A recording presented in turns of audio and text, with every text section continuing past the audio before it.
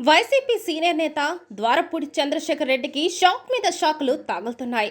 వ్యాపార మూలాలపై వరుస దెబ్బలు పడుతున్నాయి. ఆయనకు బ్యాడ్ డేస్ మొదలైనట్లేనని తెలుస్తోంది. టీడీపీ కూటమి ప్రభుత్వం అధికారంలోకి వచ్చిన తర్వాత కాకినాడలో ద్వారపూడి చంద్రశేఖర్ రెడ్డి పైన ఫోకస్ పెట్టింది. కాకినాడలో బియ్యం మాఫియా చెలరేగుతోందని, ద్వారపూడి పరిశ్రమల నిబంధనలకు విరుద్ధంగా నడుస్తున్నాయని, కాకినాడలో కబ్జాలు చేసి ద్వారపూడి రౌడీ రాజ్యాన్ని స్థాపించాడని ఆయనపై ప్రత్యేకంగా టార్గెట్ పెట్టింది ఏపీ ప్రభుత్వం. గతంలో పవన్ వారాహి యాత్ర చేపట్టినప్పుడు ద్వారపూడిని టార్గెట్ చేసుకున్నారు. అంతకంటే ముందే జన సైనికులను వెంటాడారు ద్వారపూడి.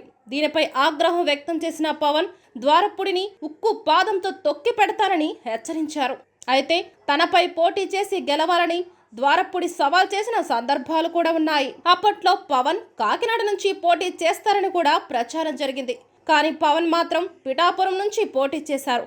ఆ ప్రభావం తూర్పు గోదావరి జిల్లా మొత్తంపై పడింది. ద్వారపూడి సైతం దారుణంగా ఓడిపోయారు. ఇప్పుడు కూటమి ప్రభుత్వానికి టార్గెట్ గా మారారు. కూటమి ప్రభుత్వం అధికారంలోకి వచ్చిన తరువాత తొలిసారిగా ద్వారపూడిపై పడ్డారు అధికారులు.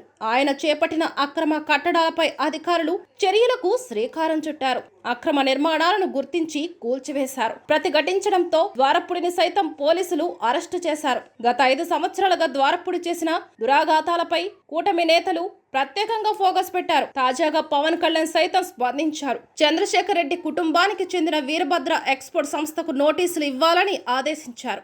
గత కొంతకాలంగా ఆ సంస్థకు చెందిన శుద్ధి చెయ్యని వ్యర్థాలను బయటకు విడిచిపెడుతున్నారు. పంట కాలువల ద్వారా వ్యర్థాలు వస్తుండటంతో పంటలకు తీవ్ర నష్టం వాటిల్లుతోంది. పర్యావరణ ఉల్లంఘన కూడా జరుగుతోంది. దీనిపై సమగ్ర విచారణ జరపాలని పవన్ ఆదేశించారు. 15 రోజుల్లోగా సంస్థకు నోటీసులు ఇవ్వాలని ఆదేశించారు.